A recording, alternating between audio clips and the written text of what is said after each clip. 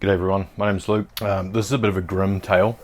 Recently I lost my $2,000 DeBono speargun. First speargun I've ever lost, and I'm going to let you guys know what happened. So basically me and Henry were heading out on the Mac, doing a little coastal mission, just targeting snapper and bits and pieces. Firstly we did a weed line, a little bit dead and pretty sharky straight away. Moved to another spot. Managed to get a nice snapper, so that was good, took the pressure off the day.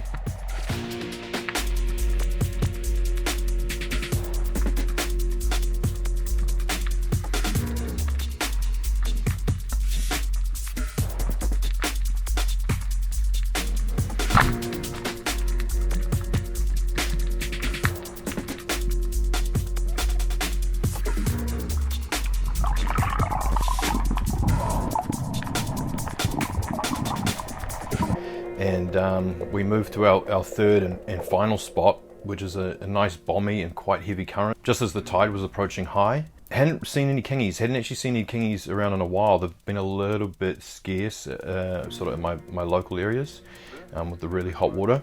Yeah, saw this kingy, not a huge fish, probably 90 centimeters to a meter, but perfect sashimi fish. I've just got these two custom knives from Iron Gate with power handles. I hadn't filleted up a kingy with them, so I was thinking, you know, a fish that size would be really good for sashimi, and I can do a bit of blade work and stuff like that. I actually had an air blockage, so it took me a little while to dive on this fish, but managed to get down onto this bit of reef structure here. Waited for the fish to sort of come in for an okay shot. Didn't stone it, didn't really hurt it, which isn't ideal. And straight away I had multiple sharks on it. Henry, my guard, was actually a little bit further away from me. He was probably sort of 40-50 meters away at that stage. This has worked quite a few times in the past, is let the kingfish get into some kelp and then the sharks have trouble getting it. I let it go down into the kelp, I yelled for Henry. Me and Henry have done a lot of work landing kingfish around sharks before, and we're really good at guarding each other. Our last one was another local dive where we landed 3 kingies around a pack of sharks. You know, just one shot each, really good guarding, and just being really staunch against the sharks to get these fish on the boat.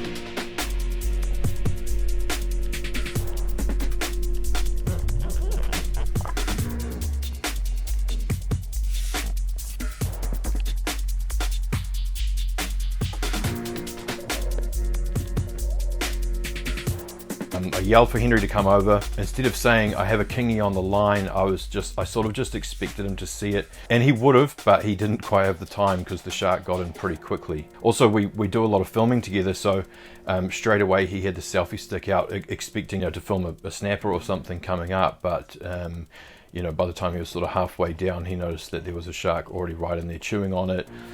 He's got nothing else to do but basically film it at that point, because good luck getting it back. Yeah, the shark just devours it, runs away a bit, sort of does a reset.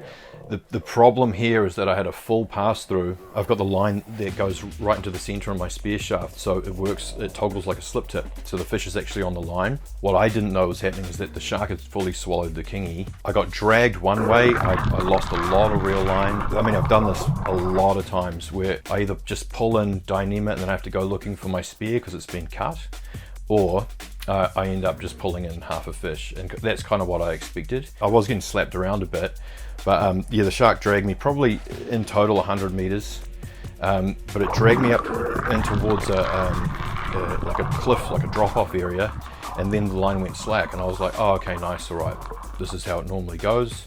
I can pull my line in and then maybe look for my spear or maybe ride it off. But what I didn't realize is that the shark was actually cutting under me at the same time and was heading out into open water, into the abyss.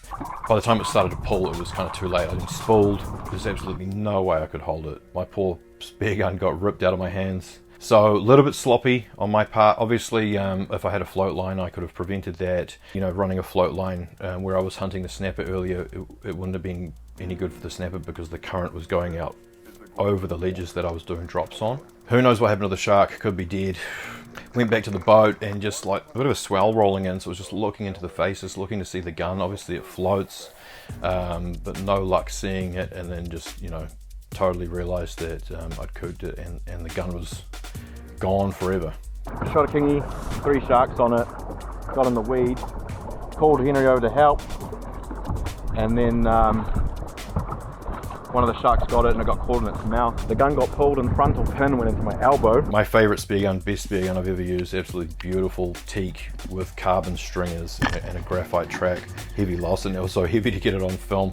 Quite a tragic bit of video watching that gun get pulled into the abyss like that.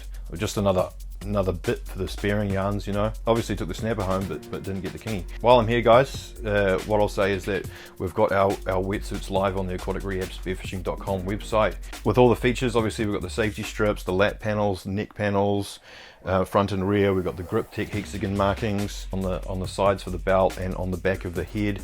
Obviously a Kevlar loading pad, full length pads to wrist and ankle, fully blackout logos so that you're not exposing yourself to fish, with genuine Yamamoto 39 limestone. Two knife pouches and a pouch up here. Definitely the most comfortable cut that I've ever used off the shelf, and the reviews are just amazing. So aquaticrehabspearfishing.com, if you guys want to get into that and sort of help us grow a wee bit, feel free to check out that and the other stuff we've got on there. Now, what I'd like to know is there anyone out there that's had similar things happen or had really bad losses in the water of gear? Throw that stuff in the comments, because that'll make me feel a little bit better. And yeah, we've got quite a few videos coming up from this season, so if you want to stay tuned on them, remember to subscribe to the channel, and we'll see you guys on the next video.